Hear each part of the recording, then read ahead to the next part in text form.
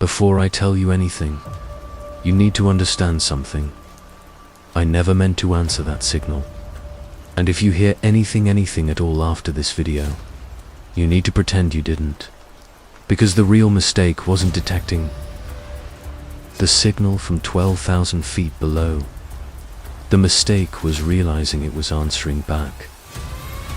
Using my voice. I know you're here for the recordings. But before I play anything, you need to hear this part every single word. Because the first night it spoke wasn't supposed to happen. Not to me, not to anyone, and definitely not in a place that deep where sound shouldn't exist at all. That's what I keep telling myself, anyway. It helps me sleep. On the nights I actually manage to. My name is Evan Holt. I was a deep-sea acoustic analyst for the Tethys Marine Observatory.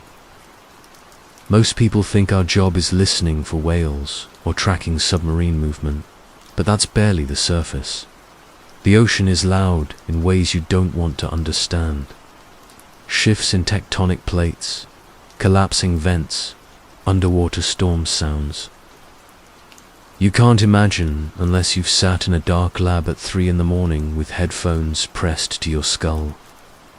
Trust me, you start hearing things that shouldn't be real long before they become real. That night, I remember telling myself it was nothing, just another anomaly, another strange vibration from 12,000 feet below. I've said the same thing hundreds of times in my career. But when I hit the playback button, my hands were shaking. I'm trying not to make that sound dramatic. It's just the truth. Or maybe it's the version of truth I feel safe sharing. The signal came in as a soft thrum at first, steady, rhythmic, almost like breathing, not human breathing. Heavier, wet, slow. I know that sounds ridiculous, but I've never been great at describing sound. Mara's much better at that. She's the senior acoustician, my colleague, and the only person who noticed what I missed that night. Try isolating the lower band, she said over my shoulder. I jumped because I hadn't even heard her walk. In. She does that, moves quietly, watches before she speaks. Makes you wonder how much she catches that you don't see. When the filter slid across the waveform, the thrum sharpened, became clearer, became responsive. Mara frowned. That's reactive behavior. I laughed. I still regret that. Reactive to what? Noise in the trench? She looked at me, her expression tight, studying my face the way a doctor studies. A patient who's pretending they're fine. Then she tapped the microphone beside the monitor. Say something, she insisted. I'm not performing for your experiment, I told her, but she didn't smile. Mara only stares like that when she's certain she's right and worried about it. Just talk, Evan. So I leaned forward and muttered the first thing that came to mind. Testing, 1, 2. Before I could finish, the waveform pulse spiked. Hard. Something 12,000 feet below answered. I pulled off my headset immediately. My ears were ringing. It's just echo distortion, I said. Too fast. Too rehearsed. I could hear my own voice tremble, and I hated that Mara noticed it. That wasn't distortion, she whispered. You didn't hear how fast it reacted. It responded before your second word. She rewound the file, isolating the exact moment my voice touched the microphone. She slowed it down. Let me listen again. She was right. The reply didn't just mirror my sound, anticipated it. Like it already knew what I was about to say. But here's the thing. I told her it didn't sound dangerous. Calm, measured, professional. I don't know why I lied. Maybe because I didn't want her to see the panic rising in my chest. Maybe because part of me recognized the sound and didn't want to admit it. Or maybe I thought if I downplayed it, it would stop. Being real, Mara stood over me, arms crossed. Run another test. I don't think we need to know if it responds to you specifically. I wish she never said that. I wish I never listened. I leaned toward the microphone again. My throat felt tight, like something inside me already knew this was a twait. I knew this was a mistake. Hello, I whispered. The lab fell completely silent. Then the speakers crackled at first. It was just static soft, shifting, like someone trying to breathe through broken glass. But then the static narrowed into a tone, a pitch, a shape that twisted into something nearly human. A voice, but not my voice. Not exactly. More like the shadow of my voice. Hollow, pressurized, warped by crushing depths. It exhaled the word back at me in a stretched, impossible tone. Hello. I pushed away from the desk so hard my chair toppled. Mara paused the feed instantly. Evan, she said, quietly, you heard that, right? I opened my mouth, ready to deny everything, ready to pretend it was interference, malfunction, anything. But the look in her eyes told me the truth was. Already out she heard it. I heard it. Something down there heard me. I swallowed hard. It's a mimic. Some kind of echo phenomenon. Echoes don't speak your name, she replied. I froze. What? She rewound the audio even further, isolated a tiny fragment before the warped hello, a faint murmur, barely audible. She boosted the gain, and there it was, my own name, whispered from 12,000 feet below, spoken in a strained imitation of my voice. EVAN. I felt something cold crawl up my spine, a pressure I couldn't explain, an emotion I didn't. Want to name Mara shut off the equipment. We're reporting this. Immediately. I nodded, but inside I was screaming, because I knew before she even said it. But this wasn't the first time I'd heard that voice. Not really. It was the first time I admitted it existed, and last night I believed I was the only one who heard it. If you're still watching, then you probably think I'm exaggerating. I wish I were. I wish I could look you in the eye and say, the voice meant nothing, that it was just some ocean glitch we overreacted to. But the second night proved it wasn't a glitch. It wasn't chance. And it definitely wasn't harmless. I barely slept. After the first encounter, every time I drifted off, I heard that stretched out version of my name, like it had been dragged across miles of crushing water just to reach me. When I walked back into the lab the next morning, Mara was already there, as red hair tied up, fingers flying across the keyboard as she studied the signal. You didn't go home, I said. She didn't look up. Neither did you. I didn't respond. Mostly because she was right, but also because I didn't want her to know where I'd actually gone. I spent half the night standing alone on the observation deck, staring at the black horizon, waiting for something to break the surface. A ripple, a shadow, anything. Nothing came up, but something felt like it was watching from below. Mara tapped the monitor, pulling me from my thoughts. Look at this. She'd isolated several new bursts of audio that had come in around 4 a.m. Random pulses at first glance, but lined up. They formed a pattern, a deliberate one. It's repeating your vocal signature, she said quietly. My what? The way you sustain consonants? Your exact cadence? Whatever's down there isn't copying G's learning how you speak. I forced a laugh too loud. You're making it sound like the signal's taking lessons. She turned slowly in her chair. I'm not making it sound like anything. The data is... That's the moment my stomach dropped. Because deep down, beneath all the denial and rationalizations, I already knew she was right. I had known since the first night.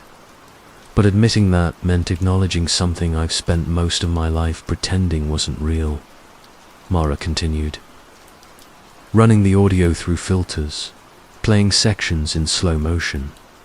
The rhythmic pulses shifted, stretched, morphed into fragmented syllables, almost like someone trying to form words with a mouth that didn't exist. I stared at the screen, trying to focus on the science instead of the fear tightening my chest. But whenever the sound rose or dipped, something inside me responded. Recognition, memory, I couldn't tell. Mara leaned back. Evan, has anything like this happened to you before? Any relevant cases? Something from a previous project, maybe? No, I said immediately. Too quickly. I could hear the lie crack in my voice. She studied me for several seconds, and I had to look away. I hated how well she could read me, how easily she saw the fractures. She changed the tone, softening. Look, I'm not accusing you of hiding something. I just need to know if there's context. This isn't normal. The word normal hit me harder than it should have. Nothing about my past was normal. Not the night my brother drowned. Not the years afterward when I kept hearing his voice at the shoreline, whispering my name in the tide. I told myself it was trauma, imagination. But what if it wasn't? I pushed the memory away. It's just a signal, Mara. No, she said firmly. It's communication. She pressed play on one last segment. A sound filled the room low. Strained, almost like a moan. But layered beneath that was something chillingly familiar. I-H-E-A-R-Y-O-U. The voice glitched, dissolved, reformed. My voice. Not perfectly, but unmistakably. I felt my skin prickle. Stop it. Mara looked up. This is real, Evan. No, the equipment's malfunctioning. She cut me off. You'd rather believe every system in the facility failed simultaneously. Then accept the signal is responding to you. Yes. Absolutely yes. But I didn't say it. The rest of the day passed in tense silence. I kept myself busy, pretending to review data while actually replaying that broken sentence in my mind over and over. I hear you.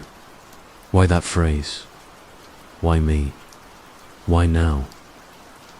As night fell, Mara decided to test something new. We'll run a controlled vocal response experiment, she said. I'm not doing that again. You don't have to speak. I'll use pre-recorded samples of your voice. If the signal reacts the same way, we'll know it's tracking your your presence. I should have said no. I should have pushed harder. But part of me wanted to know, needed to know. So she uploaded samples of my voice short phrases from old logs, reports, training clips. As each played, we watched the waveform, pulse, spike, silence, pulse, spike. It reacted every single time. Mara scribbled notes rapidly. It's selective. It only responds when it hears you, not me.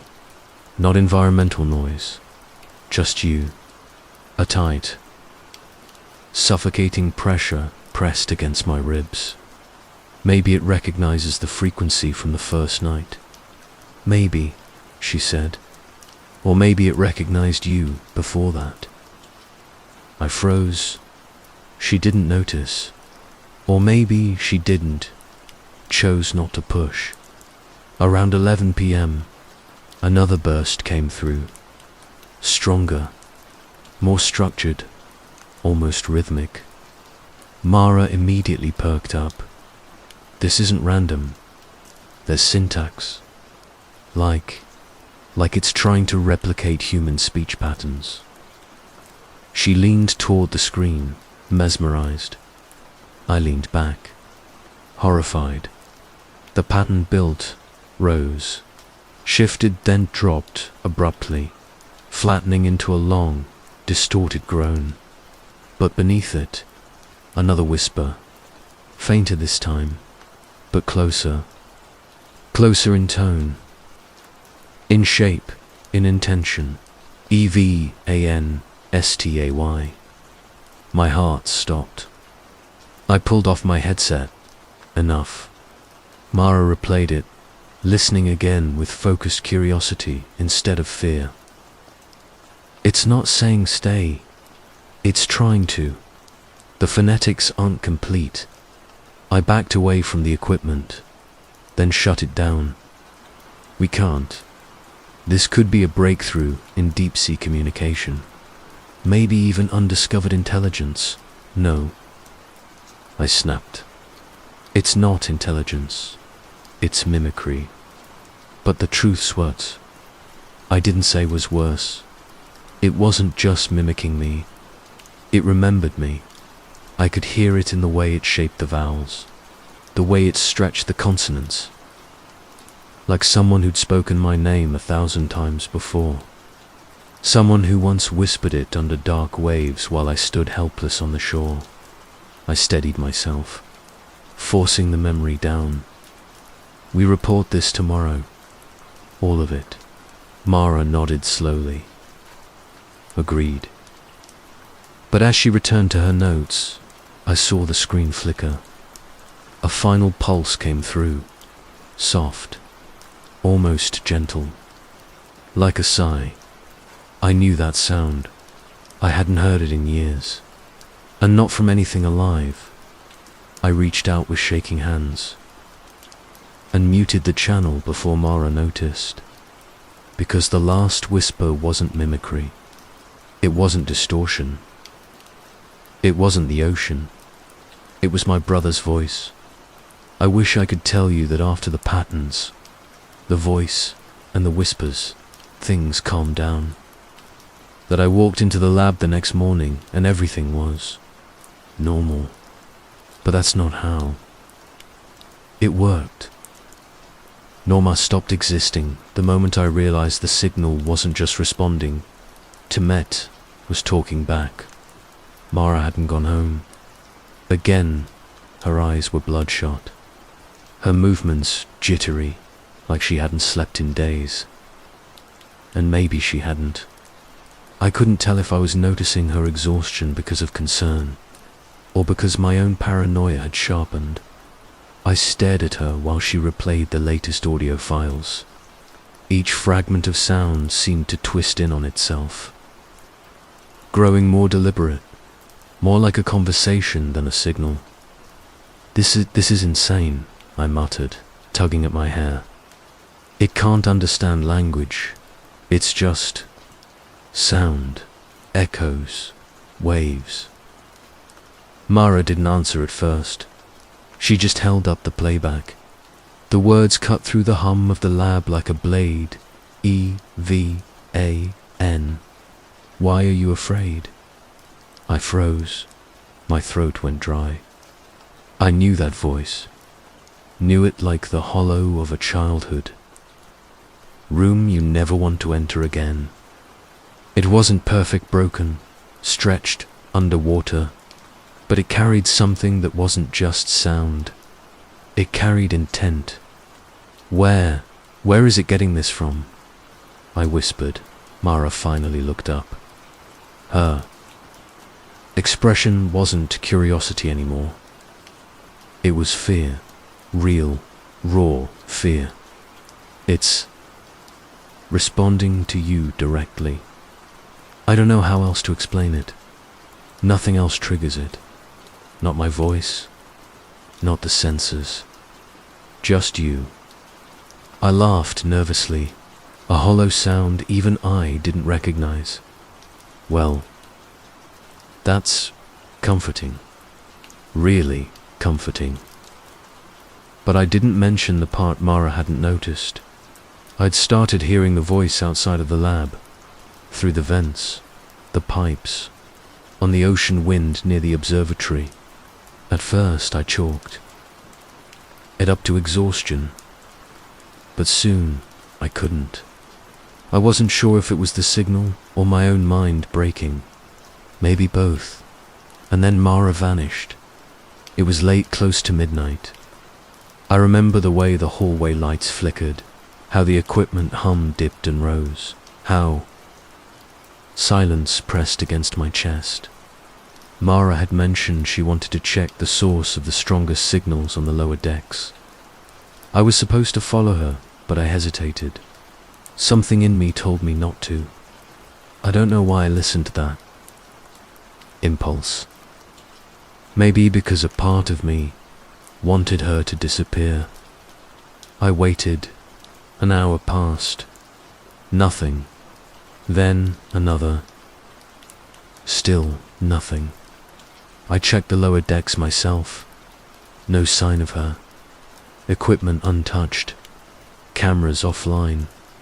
The only thing left was her recorder, lying on the cold metal floor. Its red light blinked weakly, transmitting the final fragment it had captured. I hesitated before picking it up. A part of me was terrified. The other part couldn't resist. I pressed play. My blood ran cold. It was my voice. My exact voice, but not coming from me. Saying words I didn't remember ever saying. Words I wouldn't say aloud, Evan. Bring me home. I dropped the recorder. It clattered across the floor. My hands trembled. I told myself it was impossible. I'd recorded nothing like that. No one had access. No one. Except, maybe it wasn't a recording. Maybe the signal was intelligent. Maybe it had been learning me all along. What do you mean? I demanded, though a chill crept over me. You've been working alone with these signals for months. This anomaly, it mirrors your vocal patterns perfectly. What if it's not just responding to you, but anticipating you, learning, adapting? I wanted to hang up. I wanted to scream. I wanted to believe it was impossible. But the truth deep down made me sick. He was right. It knew me too well. Later, I replayed Mara's last recording. Her voice didn't speak on it anymore, but the signal did. My voice, instructing, pleading, and I couldn't tell if it was her voice buried in mine, or mine buried in something else. The line between my mind and the ocean had blurred. And now, I wasn't sure if I had lost Mara, if she had ever been real. I backed away from the equipment. My hands shook. I pressed the emergency shutdown button, and all the screens went black. Silence, except in my head. The voice kept speaking, whispering, growing louder. I wasn't ready to confront it. I didn't want to confront it, but I knew one day I would have to, because the depths don't just listen. They answer, and they never, ever let go. I should have quit. I should have walked away, left the signal alone, let Mara stay lost in her own curiosity, and pretended I never heard the voice. But that's not who I am. And deep down, I knew I had no choice. The Miraz recorder was still in my bag. Its red light pulsed faintly, a heartbeat that synced perfectly with the tremor in my chest. I listened again, my voice, speaking through it, clearer than ever, a command, a plea, bring me home. The words shouldn't have been possible. I hadn't recorded them. Mara hadn't recorded them. Nobody had. And yet, they were there. I sat in the lab for hours, staring at the blinking lights of the monitors, trying to convince myself it was some elaborate malfunction, some technical fluke amplified by sleep deprivation. But it wasn't. I knew it in the marrow of my bones. That signal, that thing. It wanted me. By dawn, I made my decision. I was going down 12,000 feet into the abyss, into the place that had always been silent until it spoke. I told the team I was conducting a survey. I left Mara's disappearance vague, a missing colleague report that barely raised eyebrows in the bureaucracy of the observatory. But I knew the truth. I wasn't going down to investigate anomalies. I was going down to find the source, to answer it, or maybe to stop it. I didn't know which. The submersible was ready. Compact, claustrophobic, a coffin painted grey against the black. Water, I strapped in, double-checked the equipment, and hit the launch sequence. The world above receded. The sunlight vanished. The ocean became an endless black curtain, and then I heard it. At first, subtle, a pulse, a vibration through the hull. Then, a voice. My, Evan, you're late. It wasn't just mimicry anymore. It was conversation. Full sentences, inflections. Almost human, but warped, distorted by the immense pressure, by the cold, by the depths. I tried to speak, but my voice caught. Who? Who are you? You know who I am. I pressed my hands to my face. My mind raced. My brother, Mara, something else entirely. I couldn't separate memory from signal, truth from imagination. The descent continued. My instruments showed the trench floor approaching, but the signal pulled me deeper than the sonar allowed. The pulse followed, guiding me into a labyrinth of underwater canyons that weren't on any map. Each curve, each jagged ridge, was like a maze crafted for me alone. Hours or maybe minutes passed. Time didn't exist here, only the voice, and my own echoing heartbeat. At 12,000 feet, I saw it, or I think I did. A shimmer in the darkness, not light, exactly, not shadow, something in between. Fluid moving against the current, forming shapes that resembled Mara, or me, or neither. I reached out.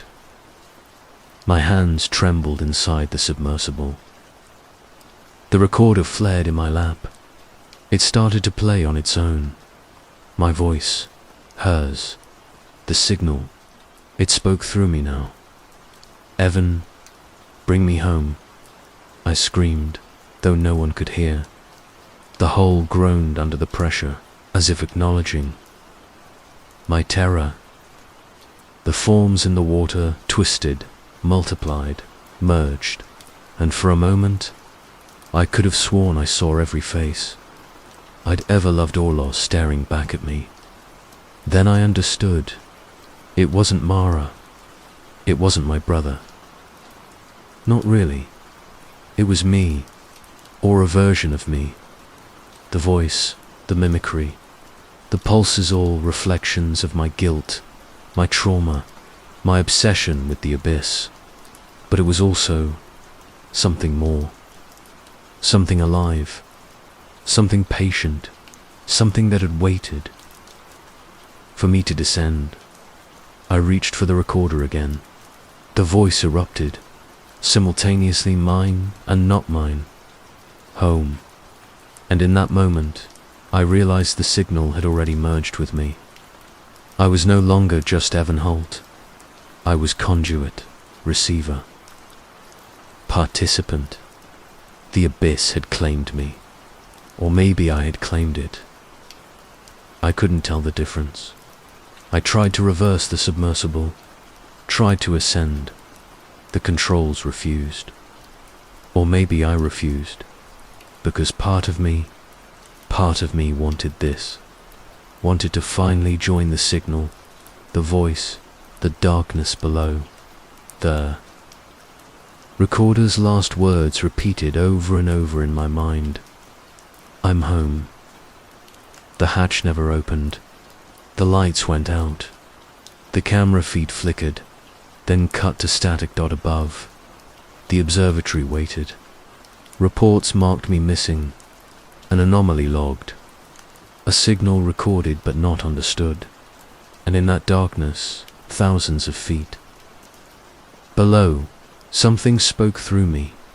Or maybe I spoke through it. I can't tell anymore. All I know is this. The depths aren't silent, they never were. And once they answer, they never let you go.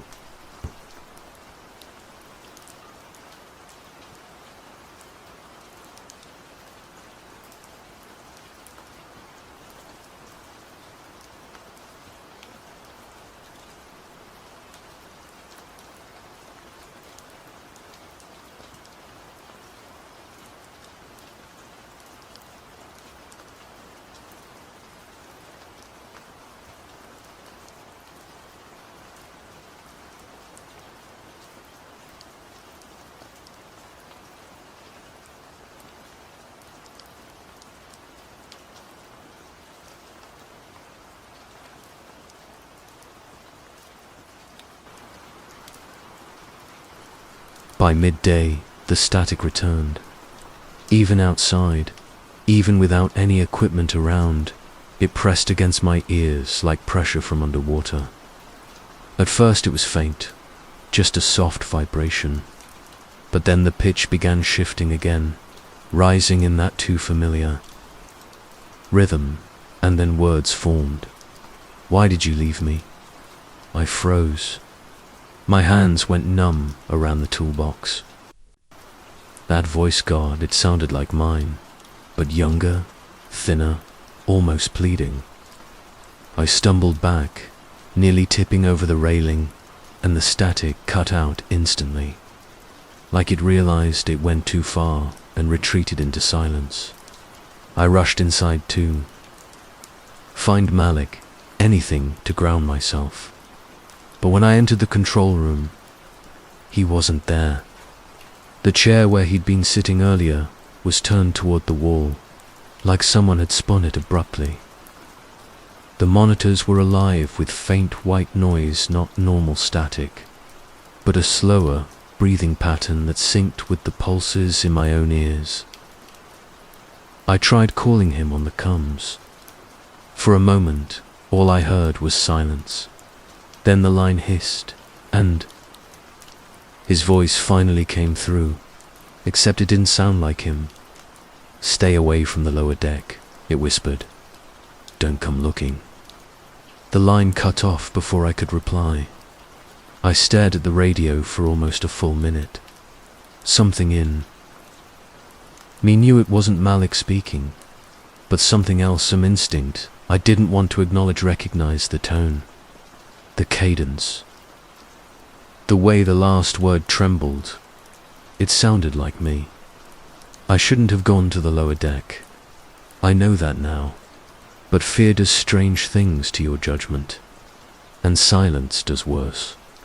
So even with my pulse pounding, I made my way down the metal stairs, gripping the railing so hard my palms burned. The deeper I went, the louder the static grew, coating the air like fog. It seeped into the walls, vibrating through the pipes, echoing down the corridor ahead. I swear the hallway itself seemed to breathe. When I reached the last landing before the restricted maintenance zone, everything went quiet again. The kind of quiet that feels staged. Waiting, then, from somewhere below, a single sound rose through the metal grid flooring. A voice mine, laughing dot. And that was the moment something inside me finally broke. Because I knew the static wasn't just mimicking me anymore. It was remembering. And whatever memory it was pulling from, I had tried very, very hard to forget. I shouldn't have followed it. I know that now.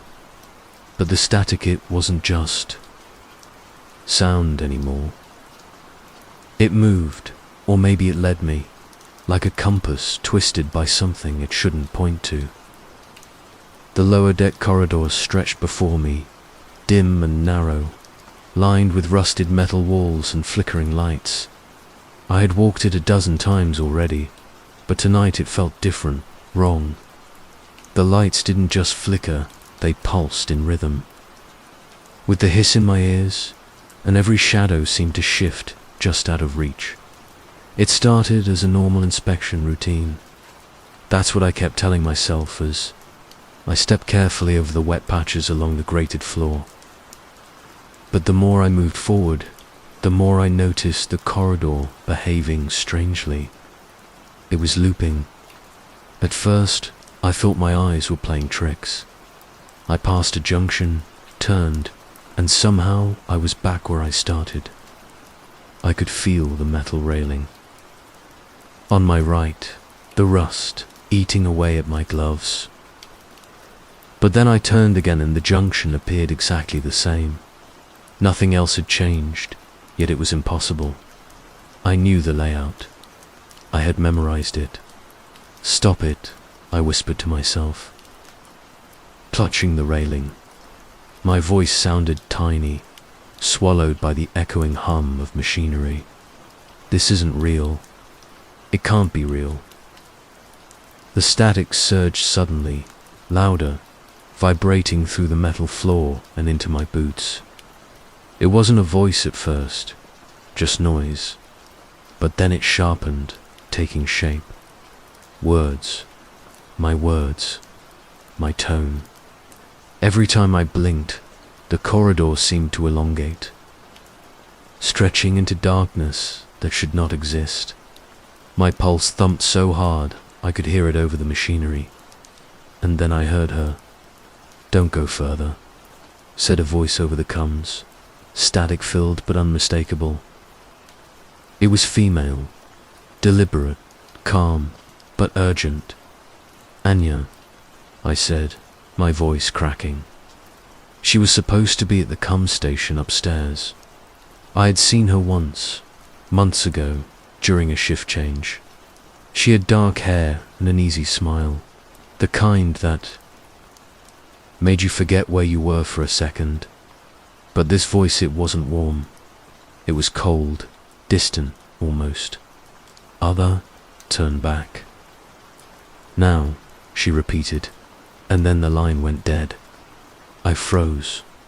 My chest burned, and I could feel my hands sweating inside my gloves. Something about the way she said my Namit wasn't reassuring. It was accusing. And then, the static around me pulsed again, louder this time, almost mocking. My own laughter, or maybe it wasn't, my nippled through the air. I clenched my jaw and tried to rationalize it. Maybe the platform was malfunctioning. Maybe I was losing it. Maybe Malik had rigged some prank. Anything rational would have been better than what I was starting to understand. The corridor shifted again. The lights blinked, and I swear a shadow moved independently of my own. I spun around, heart hammering. Nothing, just the corridor.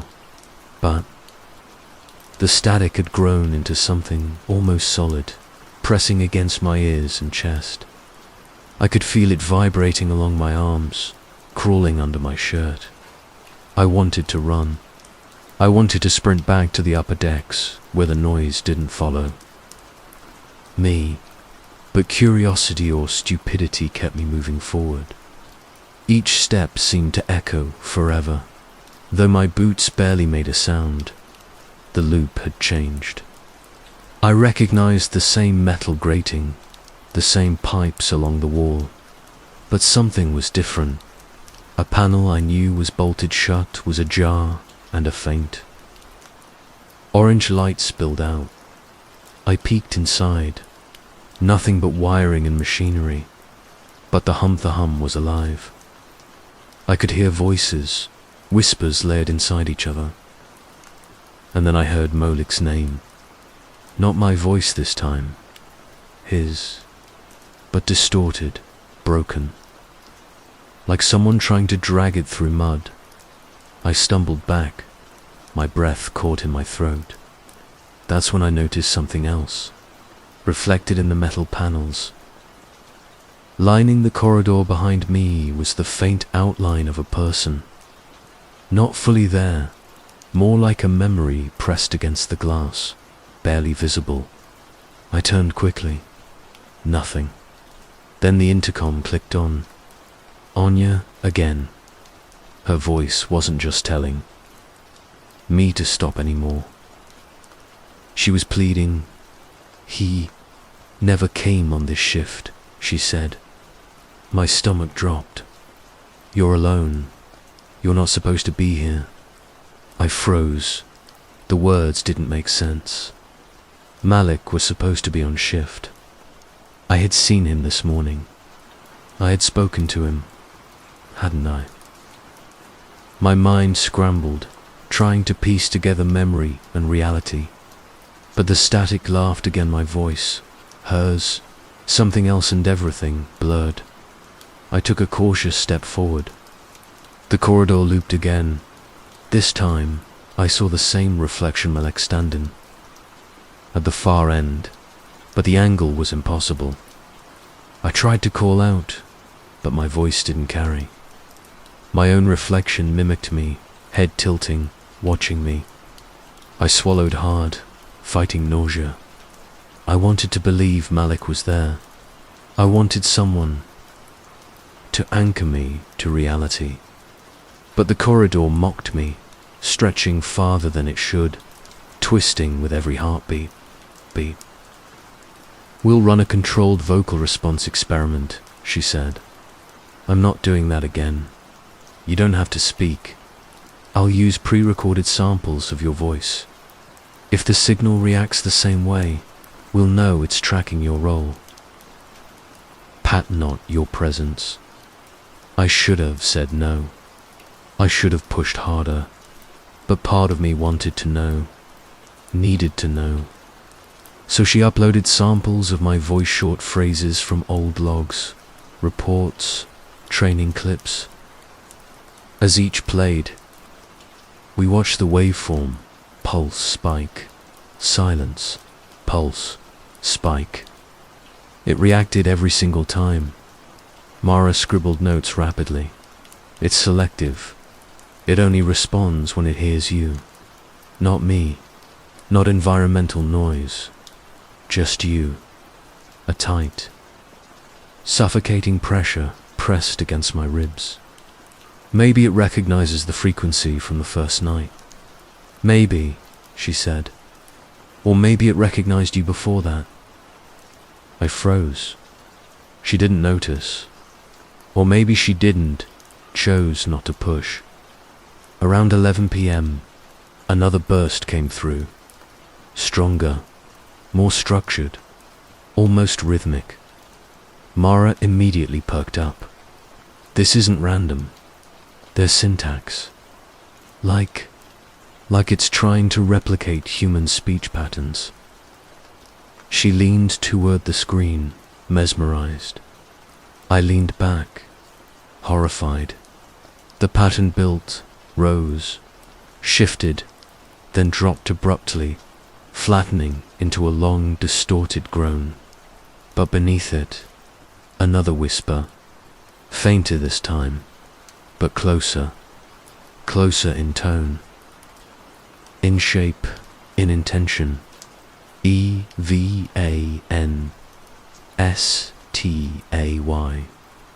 My heart stopped. I pulled off my headset. Enough. Mara replayed it, listening again with focused curiosity instead of fear. It's not saying stay. It's trying to. The phonetics aren't complete. I backed away from the equipment, then shut it down. We can't. This could be a breakthrough in deep-sea communication. Maybe even undiscovered intelligence. No. I snapped. It's not intelligence. It's mimicry. But the truth, what I didn't say, was worse. It wasn't just mimicking me. It remembered me. I could hear it in the way it shaped the vowels, the way it stretched the consonants. Like someone who'd spoken my name 1,000 times before. Someone who once whispered it under dark waves while I stood helpless on the shore. I steadied myself, forcing the memory down. We report this tomorrow. All of it. Mara nodded slowly. Agreed. But as she returned to her notes, I saw the screen flicker. A final pulse came through, soft, almost gentle, like a sigh. I knew that sound. I hadn't heard it in years, and not from anything alive. I reached out with shaking hands and muted the channel before Mara noticed, because the last whisper wasn't mimicry. It wasn't distortion. It wasn't the ocean. It was my brother's voice. I wish I could tell you that after the patterns, the voice and the whispers, things calmed down, that I walked into the lab the next morning and everything was normal. But that's not how it worked. Norma stopped existing the moment I realized the signal wasn't just responding to MIT, was talking back. Mara hadn't gone home. Again. Her eyes were bloodshot, her movements jittery, like she hadn't slept in days. And maybe she hadn't. I couldn't tell if I was noticing her exhaustion because of concern, or because my own paranoia had sharpened. I stared at her while she replayed the latest audio files. Each fragment of sound seemed to twist in on itself, growing more deliberate, more like a conversation than a signal. This is insane, I muttered, tugging at my hair. It can't understand language. It's just sound, echoes, waves. Mara didn't answer at first. She just held up the playback. The words cut through the hum of the lab like a blade. EVAN. Why are you afraid? I froze. My throat went dry. I knew that voice. Knew it like the hollow of a childhood. Room you never want to enter again. It wasn't perfect, broken, stretched, underwater, but it carried something that wasn't just sound. It carried intent. Where? Where is it getting this from? I whispered. Mara finally looked up. Her expression wasn't curiosity anymore. It was fear. Real, raw fear. It's responding to you directly. I don't know how else to explain it. Nothing else triggers it. Not my voice, not the sensors, just you.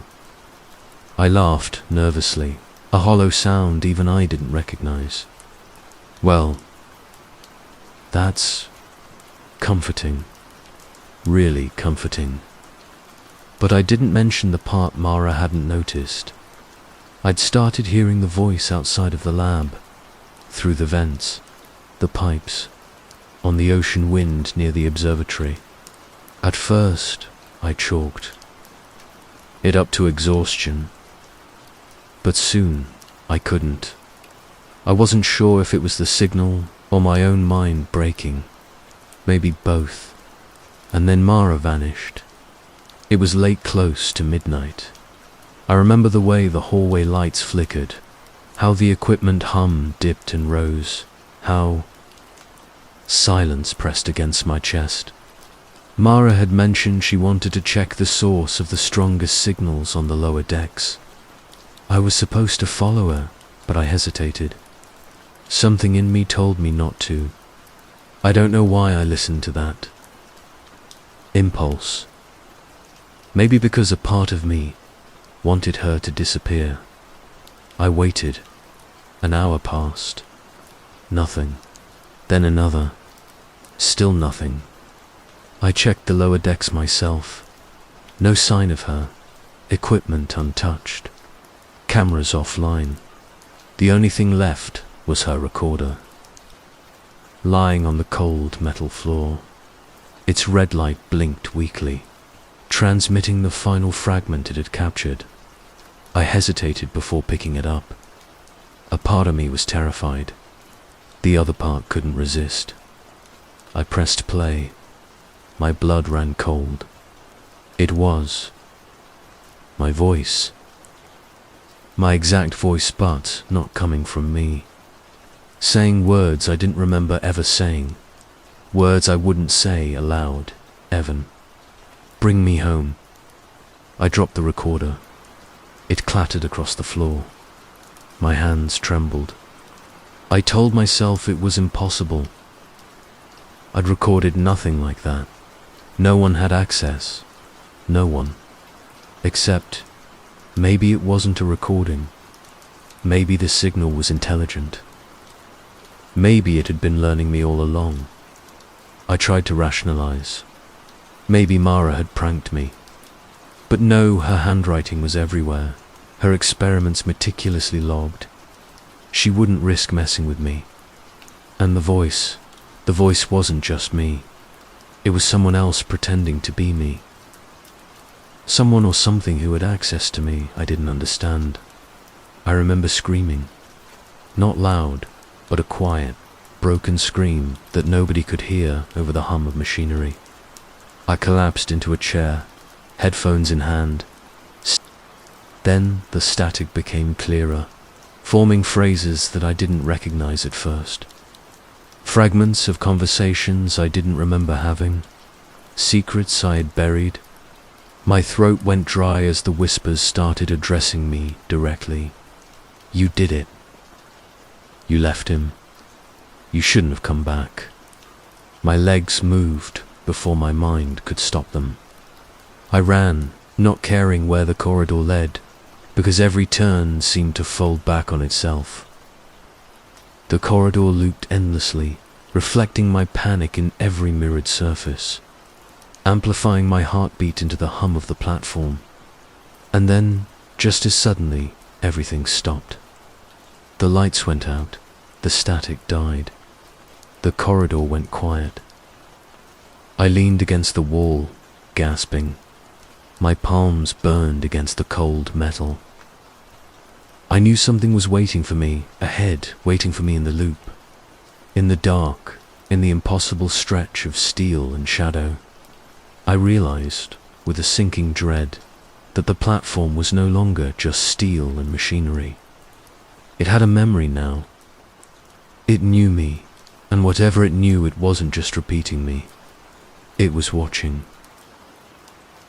I didn't know then what I would see next. But I knew.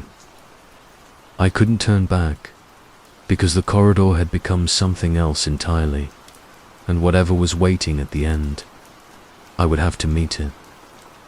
I should have turned back when I saw the corridor loop again, but some part of my eye, don't know if it was curiosity or fear, kept moving forward. The further I went, the heavier the air felt, like the static wasn't just sound anymore, but something tangible pressing against my chest. Every breath I took burned, and every step echoed as though the metal itself was counting my heartbeats. The lights flickered violently, plunging the hallway into darkness for brief, stomach-dropping moments.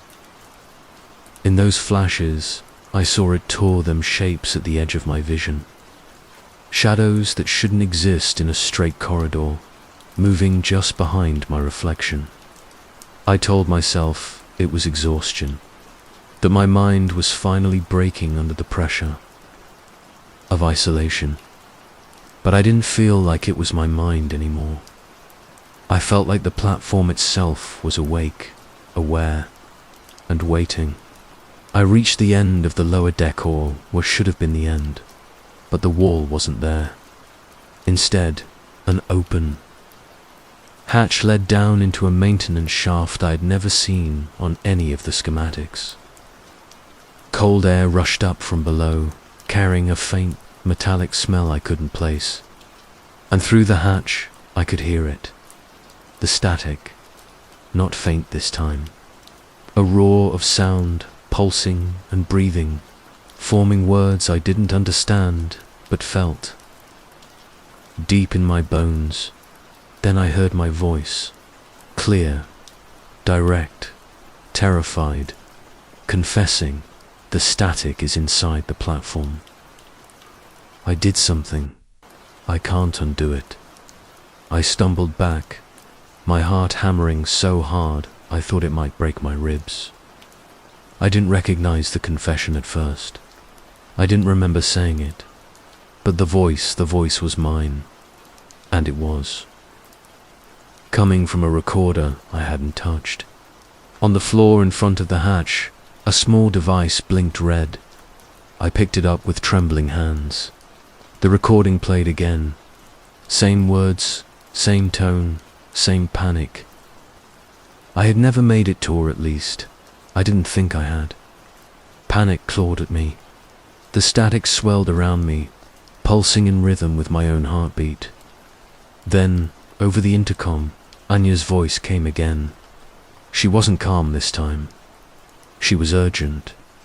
You shouldn't be here. You never should have come. The staticky's not alone, and neither are you. I wanted to shout, to ask what she meant, but my own voice caught in my throat. The corridor twisted, stretching impossibly. The shadows multiplied, taking shapes that mimicked me, Malik, even Anya's. I realized then that the static wasn't just repeating me. It was absorbing us, making copies, versions, shadows of people I thought were real, or maybe never were. A sudden bang metal hitting metal echoed from the shaft below. I froze, eyes wide. Something was moving down there. Not human, but not entirely mechanical. The low vibration in the floor matched the cadence of my pulse. It was stalking me, waiting for me to make the next step. I wanted to retreat, to run, back up the looping corridor, but my legs refused.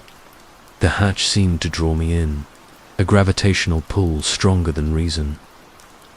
Every instinct screamed danger, but every whisper in the static pulled me closer. Then I saw him, or what looked like him, Malik, standing at the edge of the hatch, face obscured by shadows. He raised... Story number 3, before I start. You need to understand something. I didn't drag my partner into that cavern. They followed me, at least. That's the version I'm sticking to. I know what you're thinking. Why would anyone crawl 5 miles beneath an Arctic station just to listen to ice breathe? But that's the part everyone gets wrong. I didn't go down there because I wanted to. I went because the cavern wanted me, and it had been calling long before I ever heard it aloud. Tessa didn't believe me when I told her the ground felt different that morning, like a heartbeat pulsing under the snowpack. She laughed, brushed frost from her goggles, and reminded me I was the junior on the team, which was her polite way of saying I needed sleep. Maybe she was right. Maybe I was exhausted. But that doesn't explain why the seismographs kept spiking. Even when the earth was still, we'd been dispatched to investigate a cluster of microfractures beneath the West Ridge. Standard procedure, routine work. Except nothing felt routine about the way the air pressure dropped as we descended the shaft ladder, or how the walls seemed to shimmer like heat haze despite the temperature hanging at -30. I kept telling myself it was just my mind, playing tricks on me. I had to tell myself something. Tessa led the way, headlamps slicing long white corridors through the descent tunnel. "You're awfully quiet," she muttered. I told her I was fine, but my voice cracked at the end of the sentence. I doubt she noticed. Tessa always focused more on what she was doing than the person behind her. I envied her for that. It made her braver than me, anyway. When the tunnel opened into the first chamber, we both stopped. The ice didn't just reflect light, it seemed to absorb it, bending the glow of our lamps until the walls glowed faintly from within. Smooth sheets of blue crystal rose in frozen waves, sculpted by time into eerie shapes that looked almost deliberate.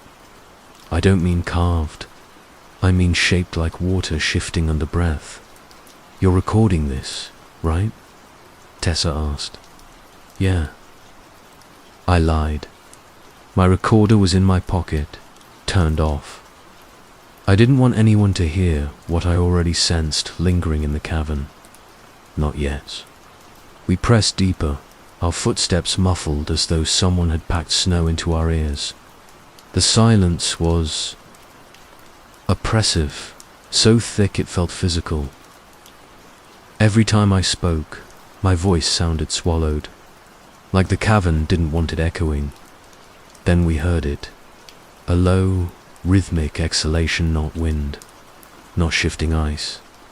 Breathing, slow, steady, too controlled to be anything natural.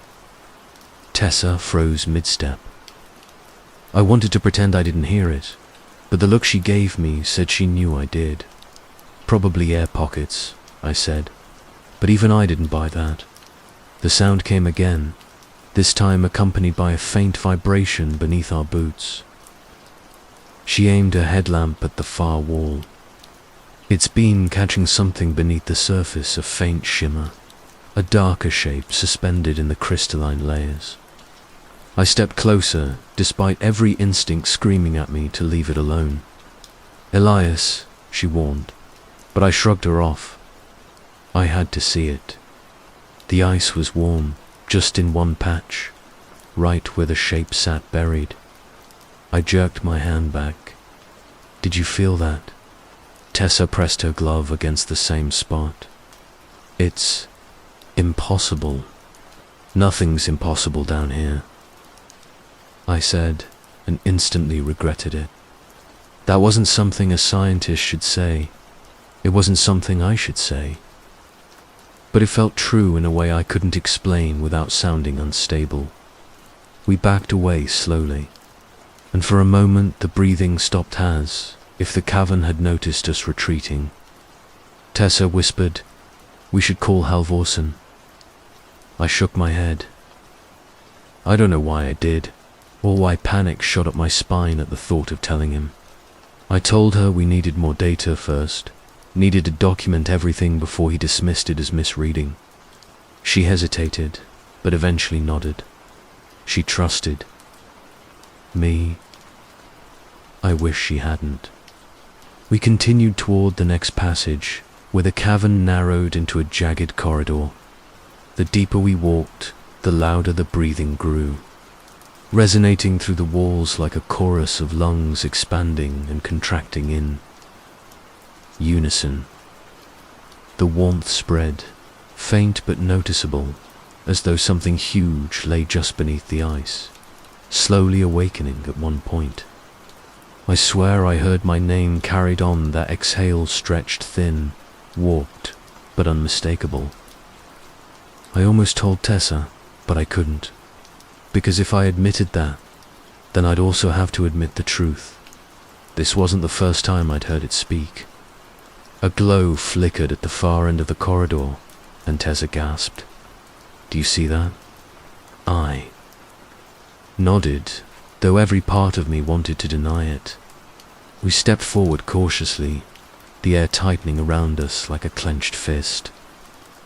My heartbeat synced with the cavern's breathing, not emotionally, but literally, beat for beat, breath for breath. I should have turned back. I should have grabbed Tessa's arm and pulled her out with me, but I didn't. And I can't pretend it was fear or confusion. No, the truth is, I wanted to see what was calling me. I'd wanted it long before that day. We emerged into the final chamber, and whatever waited there shifted in the ice, stirring like a sleeper. Sensing morning light, Tessa whispered, "Delias, what did you bring me into?" I didn't answer, because I couldn't lie anymore, and I couldn't tell the truth yet either.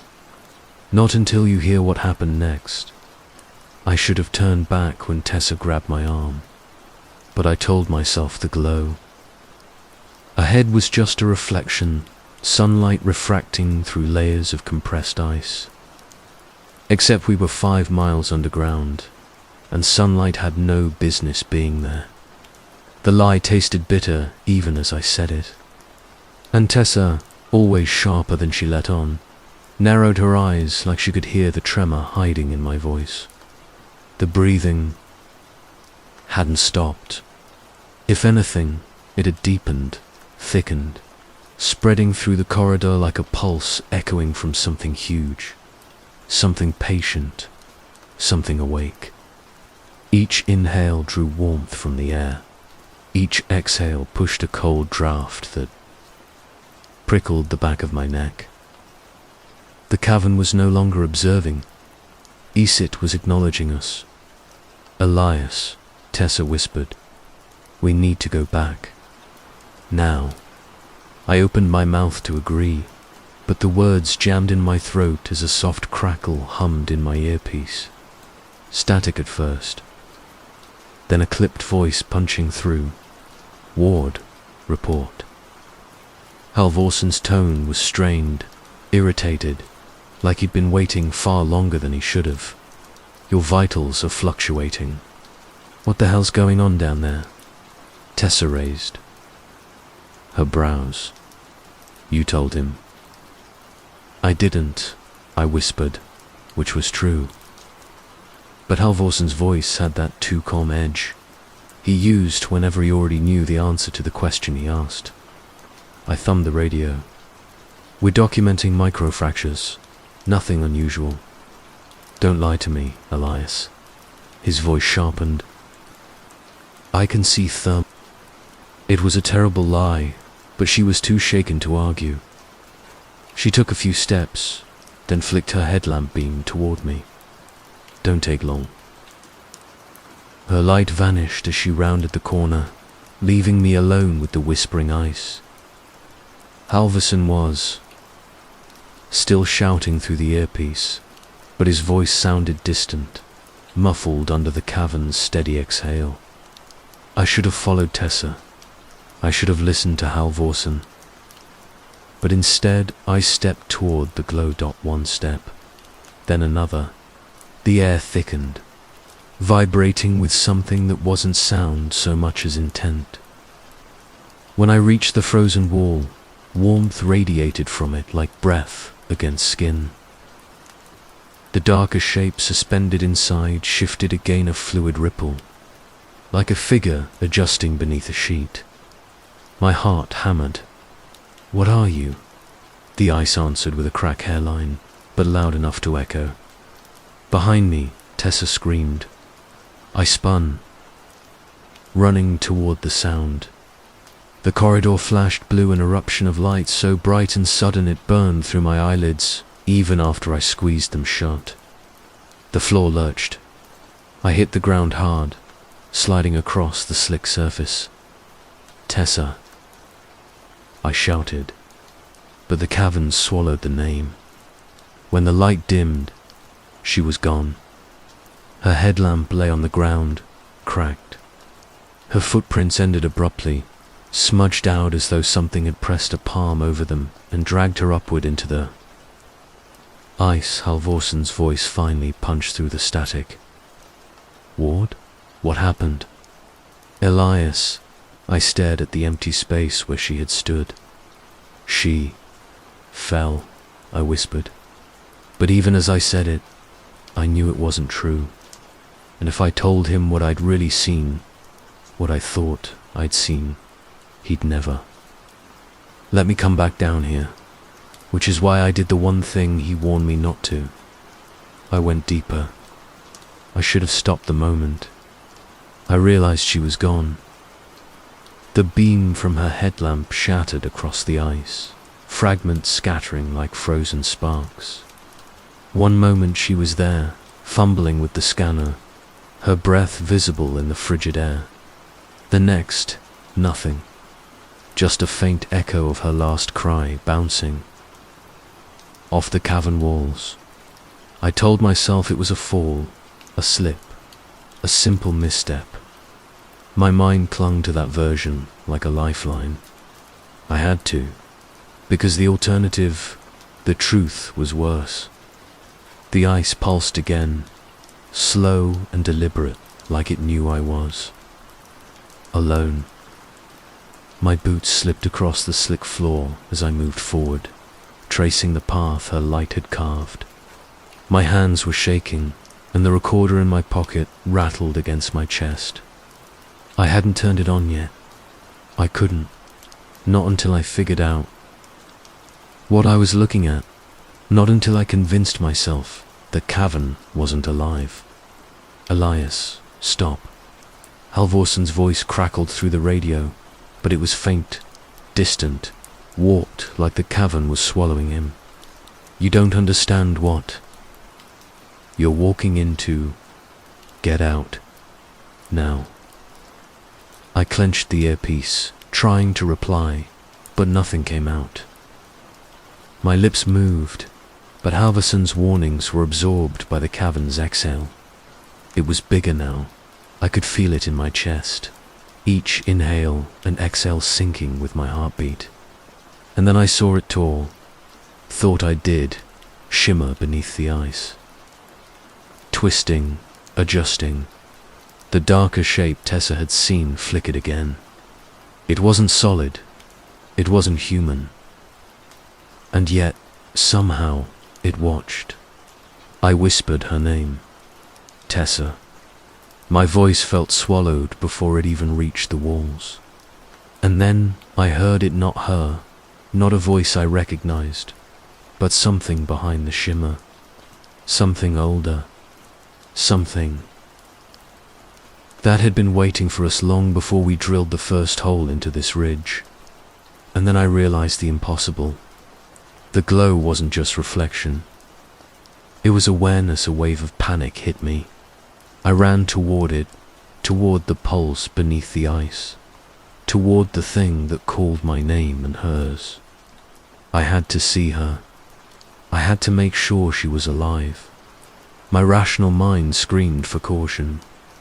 My instinct shouted, leave now. But every step drew me closer, deeper into the thing's awareness. Tessa, I shouted. No reply. The cavern's breathing quickened, matching mine. My lungs burned as I plunged further, twisting through a narrow corridor I didn't remember. From the descent, the walls shimmered like liquid, shapes bending beneath the surface. Someone was moving inside. And then a whisper, Elias. Why did you leave me? I froze. My stomach turned over. The voice was hers. It had to be hers. But the tone, twisted, drawn, almost playful, wasn't right. My mind screamed that I was imagining it, that I was hallucinating. But deep down, I knew I wasn't. The corridor opened suddenly into a vast chamber. The air changed warmth, now rolling like fog across my skin. The ice walls breathed, expanded, contracted, and the shadows inside shifted, forming shapes I could barely comprehend. And there she was. Or something like her, Tessa, stand in awe, floating suspended inside the ice. Her body rigid, a faint blue glow seeping through the crystalline layers. Her eyes were open, wide, staring right at me. I should have run. I should have screamed. But I couldn't. My legs wouldn't move. Elias? The voice came again. Real, unmistakable. Her lips moved, but no sound emerged. I reached toward the ice, pressing my palm against the cold surface. It was warm here, warm where her body rested. My mind rebelled at the sensation. The ice pulsed in response, a wave of heat and vibration traveling up my arm. I jerked back. My mind reeled. Did she fall? Did she choose this? Or did I? A sudden crack split the chamber, loud enough to echo like gunfire. Tess's form jolted, twisting slightly as if aware of my touch. The glow intensified, the breathing surged, and for a brief, terrifying second, it felt as though the cavern exhaled me along with everything else inside. Halvorsen's voice blared again, desperate now. Elias, stop. Leave her. You don't know what this is. But I couldn't. I couldn't leave her there. Not after hearing that whisper. Not after feeling the pulse. Not after seeing the warmth where the ice should have been freezing. I tried to pull her out. My fingers scraped against the ice, my gloves slipping over the slick surface. I pulled, tugged, hammered at the frozen barrier with all my strength. And then the impossible happened. Her form shifted toward me, bending unnaturally, stretching through the ice.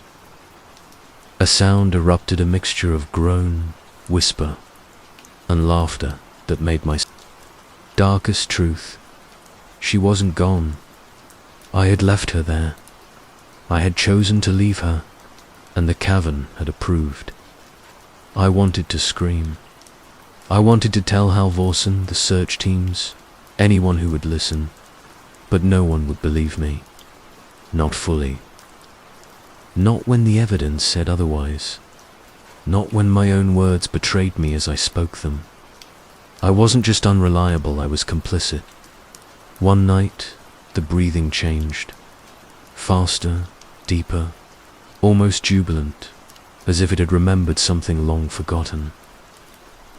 I pressed my ear to the floor, and I swore I could hear whispers, faint, playful. Elias. Elias. Come back. I bolted upright, heart hammering. My cabin was empty. The windows reflected only the northern lights, the snow, the jagged horizon. But I could feel it beneath the floor, crawling inside the walls. Watching, waiting, I left the station. At first walking toward the research outpost at the ridge, but even the distance didn't calm the sensation. The breathing followed me across. The snow echoing through the frost, vibrating through my bones. Every step felt heavier. Every gust of wind carried the icy exhale. And then I understood. The cavern was not a place. It was a presence, a consciousness, a predator that had claimed Tessa and marked me. I wasn't escaping it. I was carrying it. No, it could go anywhere I went. I returned to civilization, but the breathing never left. In the apartment I rented near the coast, I first noticed the subtle tremors through the floor. At night, the exhale swelled, the warmth pressing against my feet, climbing my legs. The recorder finally I turned it on, Nothing played. At first, just static, white noise. Then, faintly, unmistakably, the voice of Tessa, distorted beyond recognition, but hers. Elias, why did you leave me? I screamed into the darkness, pounding my fists against the floorboards, but the sound dissolved before it could leave the cabin. The breathing laughed. It whispered. It waited. I can't leave. I can't go back. And yet, I can't stay. Wherever I move, it follows. The cavern is no longer underground, is inside my mind, inside my home, inside my chest. I haven't slept properly in weeks. My reflection stares back at me in mirrors, pale and haunted. Sometimes I swear I see the blue glow behind my eyes, flickering with a rhythm that is not my own. I haven't told anyone what really happened. I can't. I fear what I would become if I admit the truth. I fear what the cavern would do if I try. All I know is this. It waits, and it remembers. And Tessa. Tessa didn't fall. She never fell. She chose. Or maybe I did. I don't know anymore. All I know is that the breathing has followed me home, and it will never leave. Not now. Not ever. Story number 4. I wasn't supposed to survive that night. But they always say the camera doesn't lie, except it does. And I think I've finally realized why they refused to release the footage. I wasn't supposed to survive that night. Everyone says I did, but I'm not so sure anymore. Sometimes I think the part of me that came back is already someone else. Maybe that's why I keep replaying it in my head, over and over. The fragments, the shadows, the sound that refuses to leave. It all started when I found the tape. A plain VHS, brown and dusty, tucked between folders of police evidence that had been sitting in the storage room since, well, I don't know how long. What's certain is that it had my name written on it in shaky handwriting, the kind that trembles like someone was scared while writing it.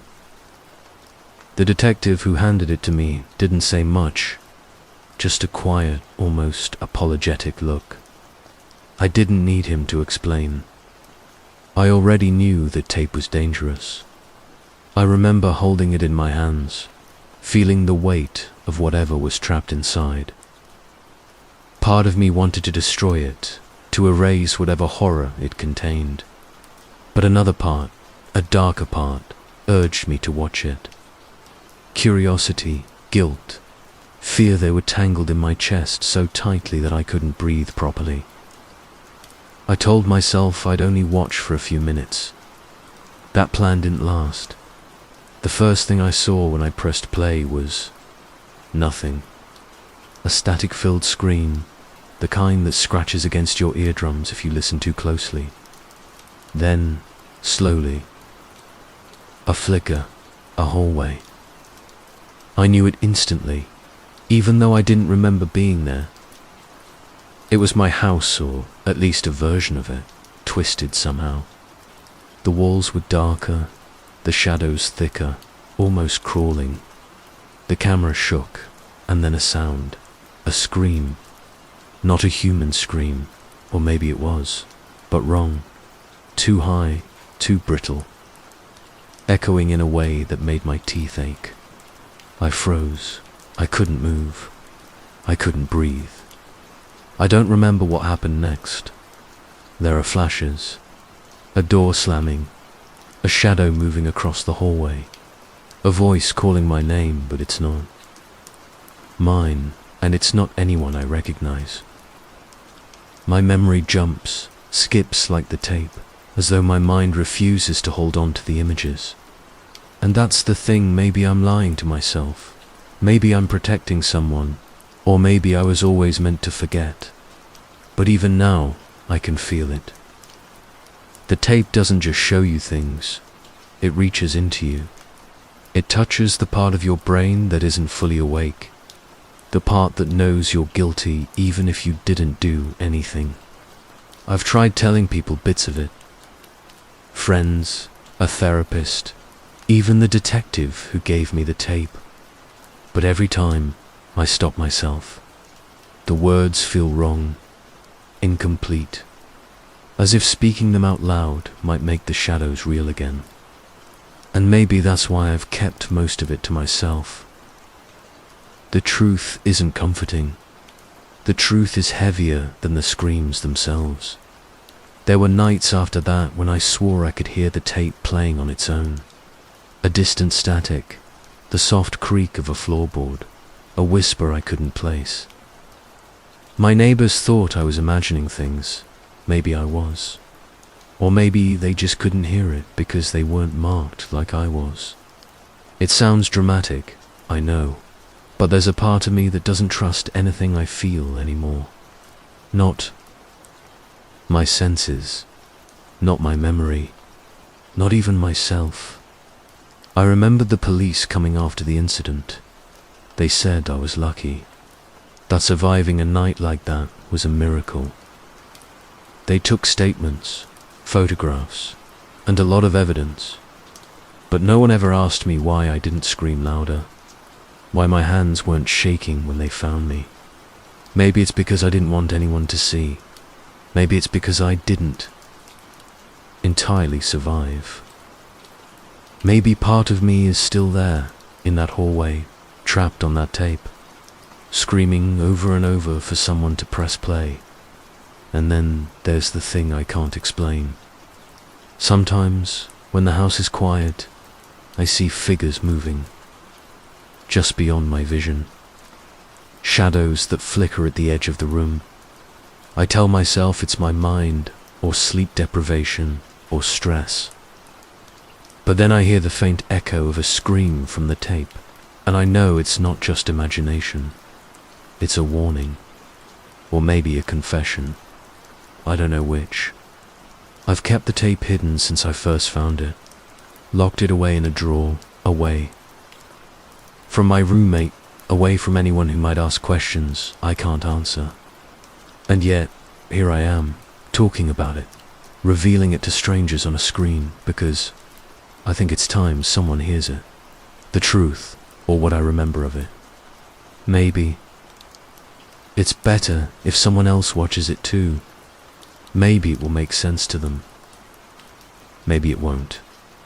The most important part, the part I can never quite say out loud, is that I'm not sure who survived that night. Me, or whatever followed me home. Whoever it was, it's still here. Watching, waiting, and when I finally press play again, I know the tape will scream. Not just on the screen, but inside me, in a way that doesn't stop. In a way that makes me question if I was ever meant to live at all. And that's when I realized the real horror isn't the tape. It's remembering that you were there. They always say Halloween is for children, but that night it felt like it belonged to something else entirely. I remember walking through the neighborhood, the cold air crawling under my skin, the streets empty except for the occasional flickering jack-o'-lanterns. But it wasn't the darkness outside that made me uneasy. It was the darkness in my mind. Pieces of that night have never fit together, like a puzzle missing half its pieces. And now, when I try to remember, I wonder if I even want to. The first thing I remember clearly is the children. 2 of them, laughing and running ahead, costumes bouncing with every step. I knew their parents, or at least I thought I did, but maybe I didn't. Maybe my memory is lying, and the faces I see aren't real. They were supposed to be safe, but I can still hear their screams, muffled and twisted, echoing through my mind. It's a sound no one else ever heard. Or maybe everyone did, and no one remembers. I followed them that night. Not because I was a hero, but because I was curious. I know, it sounds insane, but curiosity has a way of twisting into obsession, and I was already trapped in it. The children disappeared into the shadows at the end of the street, and I remember stopping, frozen, because the air felt different. There, denser, heavier, like the world itself had tilted and gravity was pulling me towards something I couldn't see. I thought I was imagining it, but the memory, or the fragment of memory I cling to, feels too real, the real. I never saw them again, at least not in the way I should have. Later, the police came, knocking on doors, questioning neighbors. Their faces were pale, eyes wide. They asked me if I saw anything, and I told them fragments, half-truths. Really, shadows moving, a flash of someone or something disappearing around the corner. But I left out the rest. Some things are too heavy to say out loud, and that night, I wasn't sure I could even explain them to myself. Sometimes, when I replay that night in my head, I see a figure, just one, standing at the end of the street, tall, unmoving. The children's laughter echoes from it like it's a radio stuck between channels. I tell myself it's a trick of the mind, or that my guilt is turning every shadow into a person. But I've seen that figure in other places, too. Fleeting glimpses in mirrors, corners of my bedroom, even in the tape I found. It's as if it's waiting, always watching, always testing me. And I wonder if it knows that I know something it doesn't want me to. I remember talking to my friend that night, or was it the night after? I can't tell. Everything blurs. I told them about the shadows, about hearing the screams. They laughed, said it was probably a prank, someone messing with the neighborhood, but I didn't laugh. I don't remember laughing. I wanted to scream, but my voice caught in my throat. My body refused to act. Maybe that's when I learned that fear isn't just an emotion, it's a trap. And once you're caught, it doesn't let go. Later, I wandered near the alley where the children were last seen. It was narrow, dark, and the streetlights barely reached the ground. I remember thinking the shadows were thicker there, swallowing the light like they were alive. And then I thought I saw them, two tiny figures at the end, waving. But when I ran toward them, they were gone, just gone. And something else was there instead, a presence, cold and sharp, like ice pressing against my chest. I didn't understand it then. Maybe I still don't. The police never found the children. Some say they ran off, scared by the chaos of Halloween. Others whispered darker possibilities, but no one ever said them to my face. And I didn't ask. Asking felt dangerous, like opening a door I wasn't ready to walk through. But the guilt I carry it with me every time I close my eyes. Every time I hear a distant scream, every time I see a shadow flicker at the edge of my vision. I feel that night pressing down on me, and I know I remember more than I let on. There's a part of me I haven't admitted to anyone. I think I saw them, really saw them, at the moment they disappeared. But I also think that part of me didn't survive that night. It stayed behind, trapped with whatever took them, leaving me hollow, whispering lies to the police, to my friend, to myself. I can't explain why I did it, why I lied. Maybe I was afraid. Or maybe it's because some truths are too unbearable, even when they belong to you. Now, when I walk past that street, when Halloween comes around, I can feel it all over again. The laughter, the shadows, the impossible cold pressing down on my chest. People smile, hand out candy, celebrate the night. But I know better. That night doesn't end. It waits, hidden behind every flickering light, behind every mask. And I know, one day, it will come back. And maybe, just maybe, I'll have to face what I refuse to remember. Because surviving isn't always about escaping. Sometimes it's about carrying the unspeakable with you, and learning how to lie well enough to survive another day. I never thought I'd speak aloud what happened that night. Not fully, not to anyone, and yet here I am, admitting fragments, pieces I can barely trust myself to remember. Maybe that's the trick of it. Memory isn't a record, it's a distortion.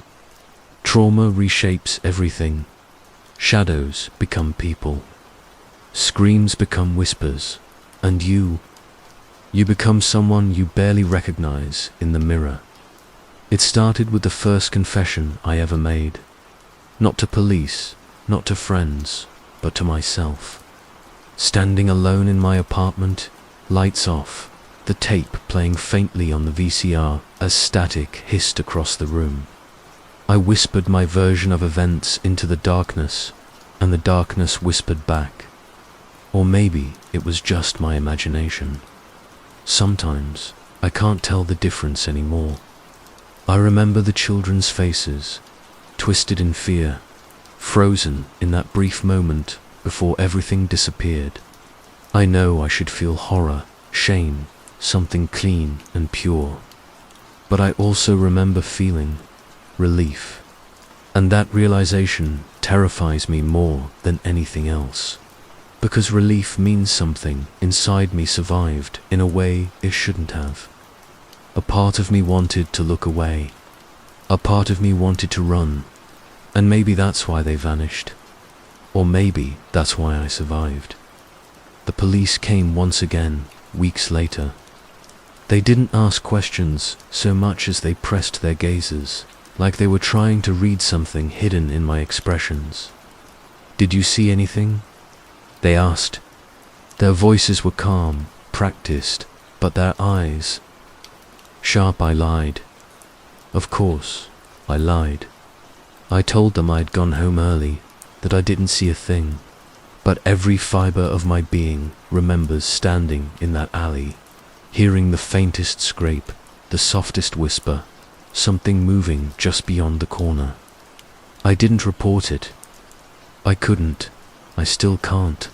Some truths are sharper than knives, and they cut deeper the moment they leave your lips. Then there's the other part. The part I'm not sure even existed. I call it the shadow me. It's the version of myself that remembers things differently, that whispers instructions I never consciously gave.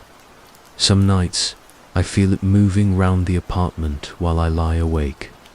Its presence heavy, pressing against the back of my skull. And the tape watches too, like it knows what I cannot say. I sometimes imagine it grinning when I try to explain. I argued with it once, my shadow, or maybe myself, I don't know. "Why did you let them disappear?" I demanded, and the reply wasn't words, but a memory flashing so clearly it made my stomach twist. 2 children running, their tiny hands reaching for mine, and I turned. I didn't follow. My own hands, shaking, refused to reach out, and the shadow in the corner, standing just behind me, watched, motionless, unblinking. That's the thing about confessions. They never feel like confessions when you're lying to yourself. I remember trying to write everything down once, feverishly, letting the ink smear across the page like blood on fabric. I didn't write the truth, though. I wrote what I could handle. The rest I left to fester in the dark corners of my mind, feeding the fear that has never let me sleep properly. I wake up sometimes and think I hear them, children laughing, footsteps. I tried to turn it off. I pressed stop. eject, anything. But the tape wouldn't let me. The screen flickered, and I realized I was part of it now. Every scream, every shadow, every whisper was tied to me, and I could no longer tell where I ended and it began. The tape showed things I had no memory of, scenes that made my blood run cold.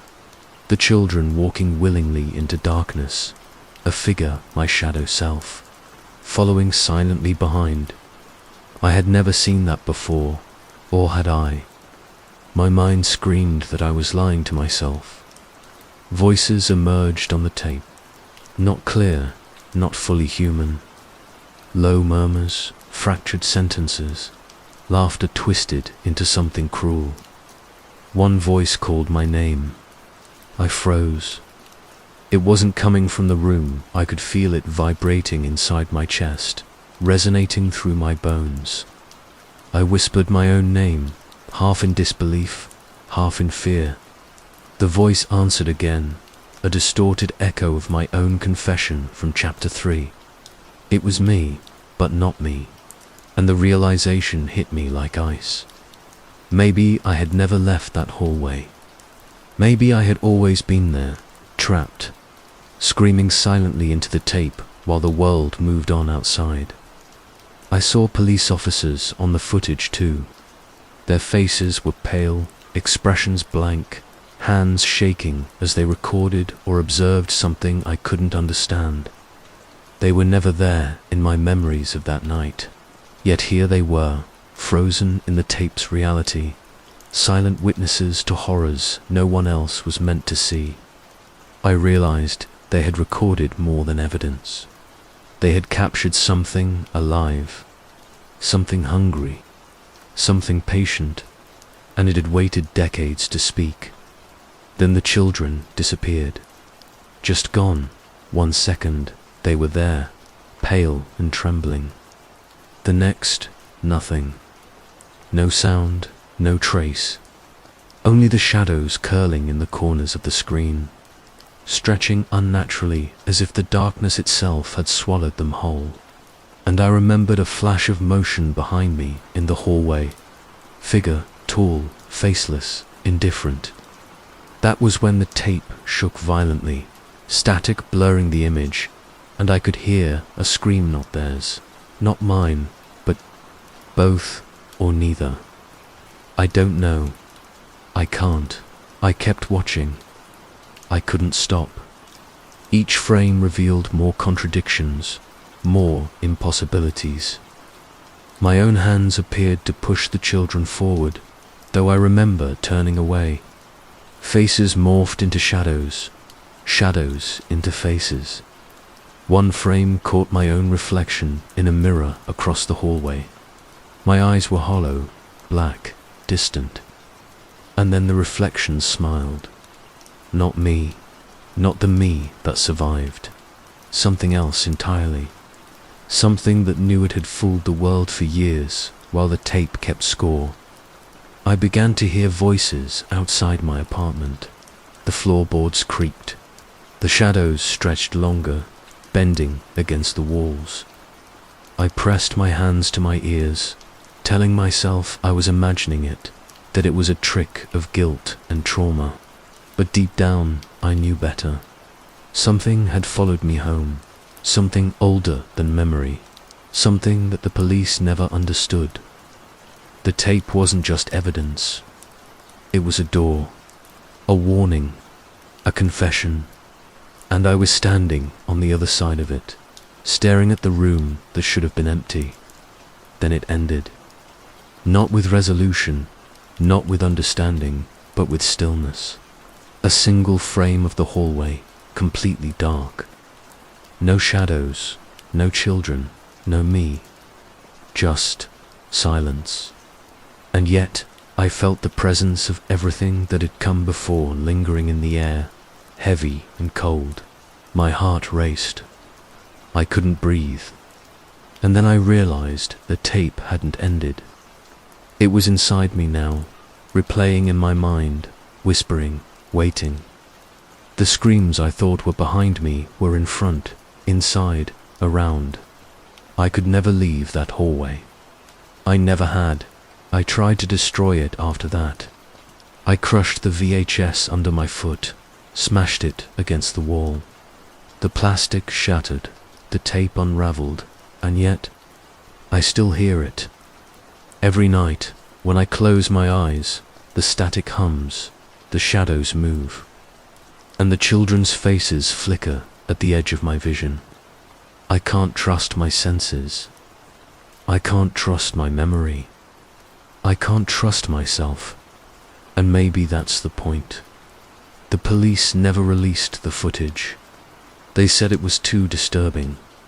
I suspect they knew, in ways they couldn't explain, that some truths are not for the living, that some nights never end.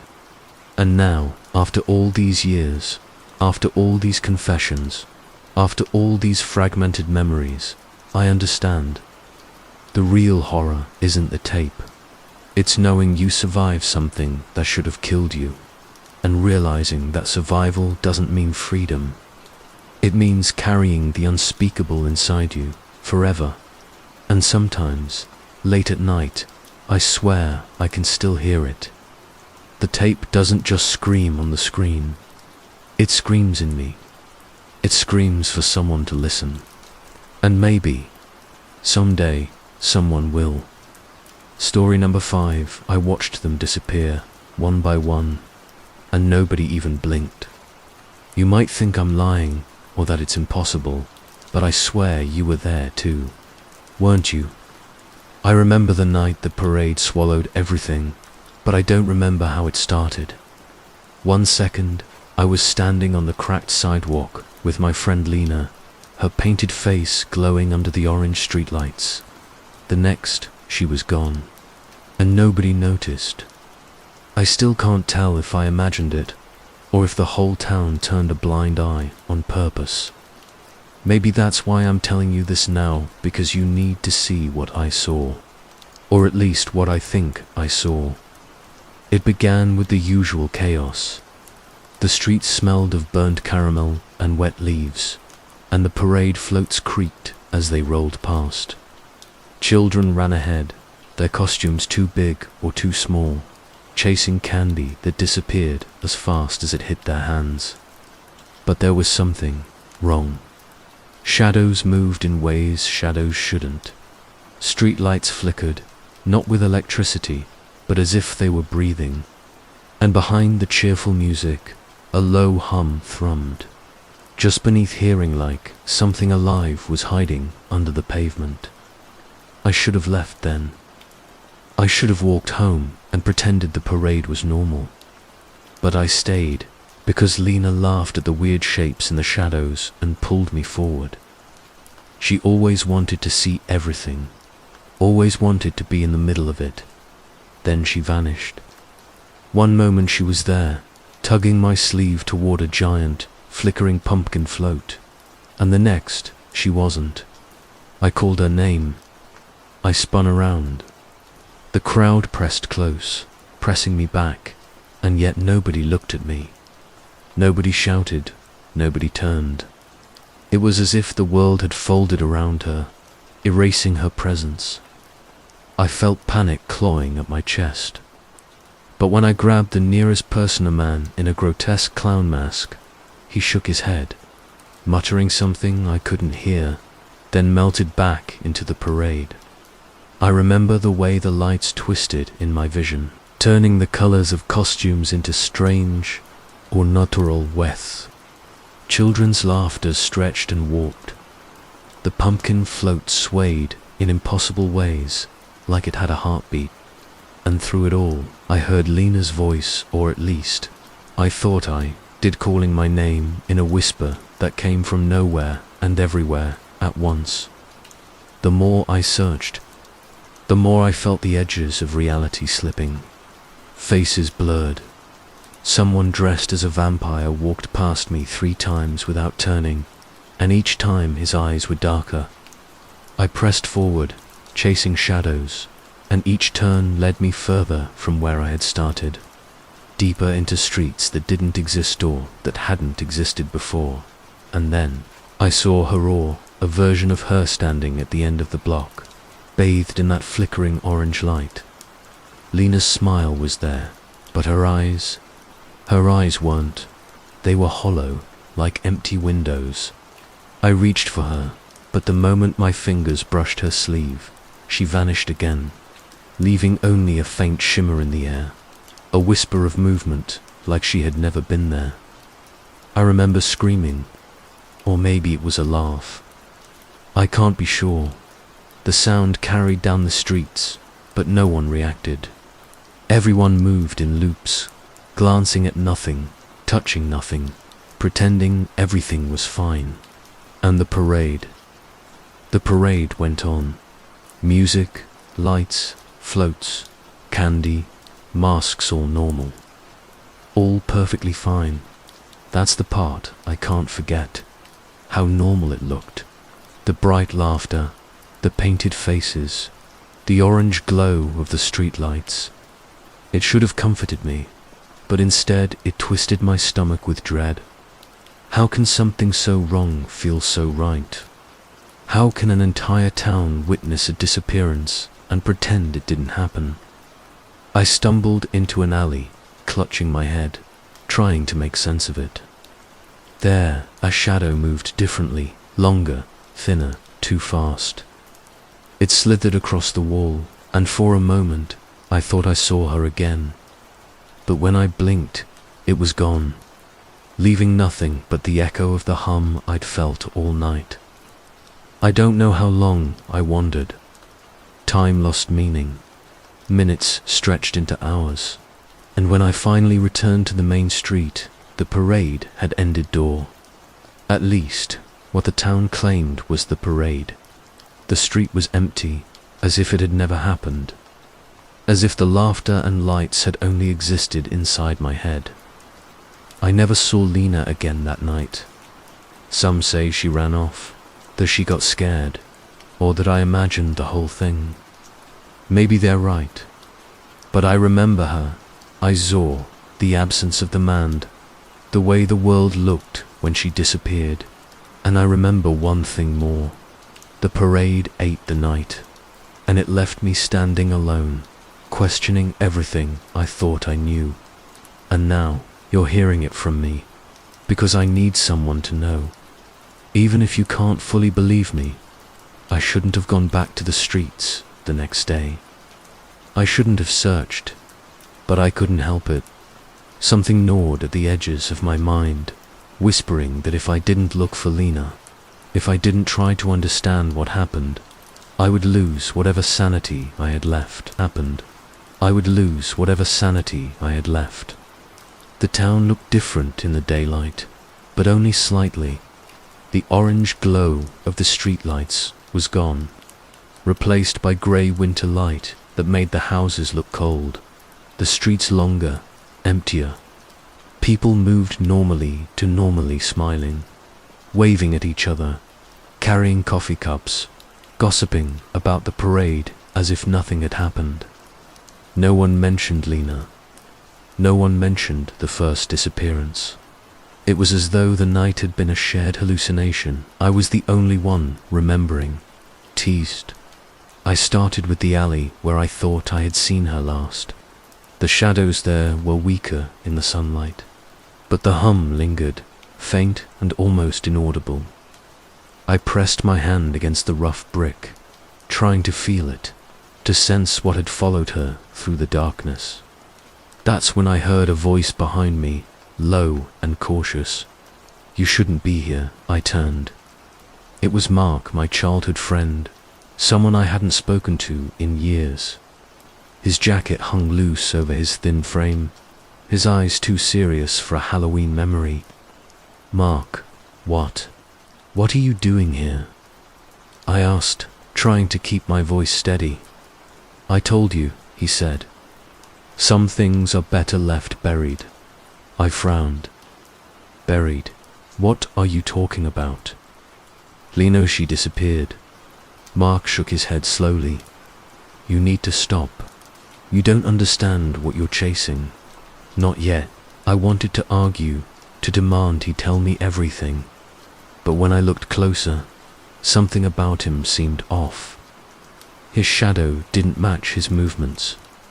His smile, or the way his lips twitched, was it real, or just a trick of the morning light?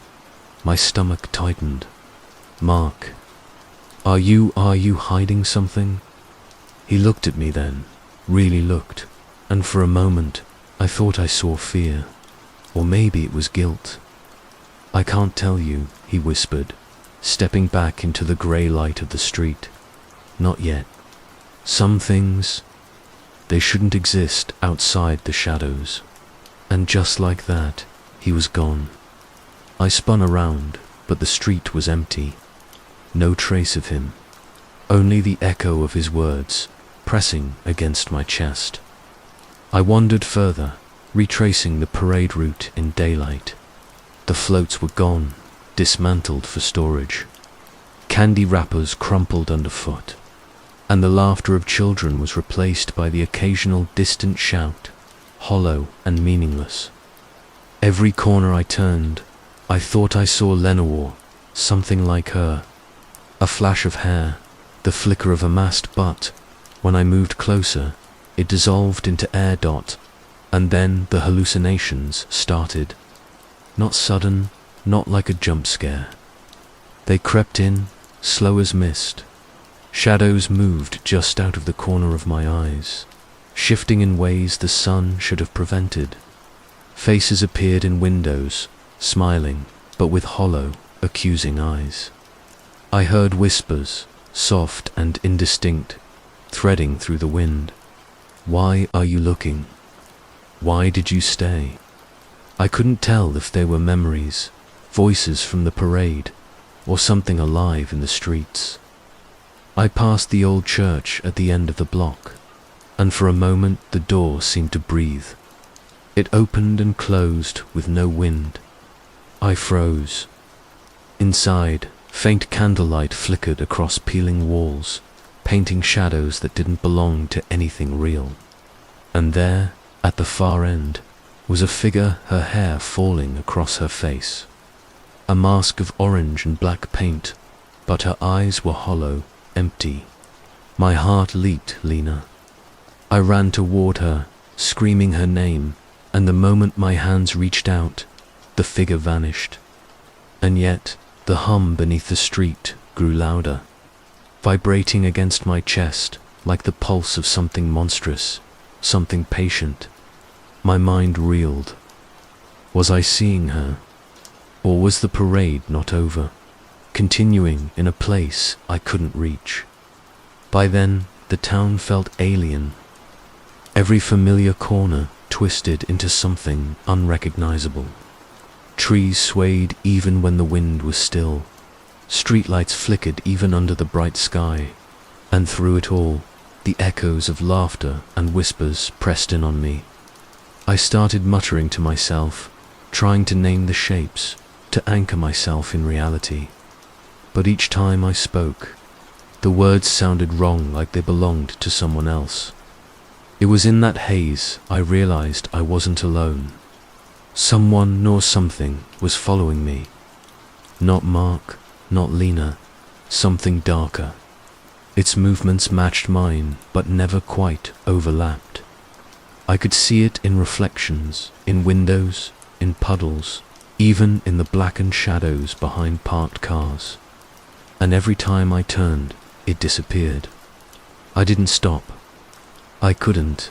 My chest ached with fear and exhaustion. I stumbled into another alley, collapsing against the wall. And that's when I understood. The parade didn't end with the night. It had spilled into the day, into memory, into me. Every shadow, every flicker of light, every faint laugh carried a piece of it. And it was waiting, patient, for me to see it all one by one. As it had taken Lena, I whispered her name into the emptiness. And the wind carried it back to me, distorted, layered with echoes I couldn't untangle. I thought I saw her again, flicker of orange and black at the end of the street, but I didn't move toward her, not yet. I knew if I did, I might never come back. So I kept walking deeper into the town, following the shadows between the costumes, listening to the hum that only I seemed to hear. And I realized something terrifying. I might be the only one who remembers the parade, but I am not the only one it remembers. The days blurred together. I started avoiding the streets, but the shadows followed anyway. Even in the safety of my apartment, I could feel the hum beneath the floorboards, the faint scraping of something moving in the corners of my vision. The world was quieter than it should have been, yet it screamed at me in ways no one else seemed to notice. I couldn't sleep. Every time I closed my eyes, I saw the parade, the flickering lights, the endless floats, the empty eyes of the vanished. And then I saw him, the third figure, someone I didn't recognize but whose face was impossibly familiar, like a memory I had never lived. He didn't speak. He just watched, standing at the edge of the crowd, waiting. By then, Mark had stopped answering my calls. I tried to convince myself he was hiding because he cared, because he feared what I might uncover. But deep down, I knew he wasn't the only one. Everyone was hiding. The town itself seemed complicit, as if the streets remembered the parade better than the people did. I left my apartment in the middle of the night, compelled to walk the parade route again. The street lights were dead now, replaced by pale moonlight that made shadows stretch impossibly long. Each step echoed like a warning. Every corner I turned felt familiar and unfamiliar at the same time, as though the town had reshaped itself while I slept. And then I heard the silence. It wasn't an absence of sound. It was a presence thick, oppressive, almost tangible. It pressed against my ears and chest, muting everything else. I realized, with a shock that made my knees tremble, that the silence was watching me. It was aware, patient, waiting for me to see what I was not meant to see. The first scream came from the end of the street. Not loud, not human, more like a tearing of air and shadow together. I ran toward it, stumbling over broken pavement, and saw the third disappearance. A woman, someone from a nearby block, her costume torn in places, eyes wide with terror. She vanished mid-step, leaving only a faint shimmer in the air, and the silence swallowed the sound of her scream. No one came. No one even noticed. The entire street could have been empty, but I knew better. The shadows moved. They lingered, watching me, pressing me forward, and yet keeping their distance. My chest burned. I screamed her name. My voice bounced back in distorted echoes. But the parade, whatever it had become, did not relent. That's when I saw them. A cluster of figures in the alleyways and doorways, their faces obscured by masks that were grotesque parodies of human expressions. Some were children, some adults, all moving in ways that defied natural motion. Their eyes, when I could see them, were hollow, black pools reflecting nothing. They whispered in unison, voices layered and warped. You shouldn't have come back. You shouldn't have seen. I wanted to run. I wanted to close my eyes and wake up somewhere safe, anywhere but there. But my feet moved against my will. Every step took me closer to the center of the town, to the place where the parade had ended or where it had never ended at all. And then I recognized a face. Lena, not the Lena I remembered, the one with paint and laughter, but a version of her that was wrong. Her movements were jerky, as if she were a puppet with invisible strings. Her eyes were hollow, black holes that seemed to pull the world toward them. I screamed, reaching for her, but my hands passed through shadow. The air around her shimmered, twisting reality like wet glass. Why? I choked out. My voice barely rose above a whisper. She tilted her head. Slowly, unnaturally, and then disappeared. The silence followed. It pressed in from all sides, thick and suffocating. Every instinct told me to flee, but I couldn't. I was rooted by the knowledge that the parade wasn't just a memory, it was alive. Something beyond comprehension had been unleashed that night, and I had been marked as a witness, a participant, perhaps even a culprit. I stumbled into the old church, the one with the flickering candlelight I had seen the day before. The doors groaned as I pushed them open. Inside, I found the faces of the vanished Lena, the third woman, and others I hadn't recognized before, frozen in place, yet somehow aware, staring at me from the shadows. They whispered, "But there," from the shadows. They whispered, "But there,"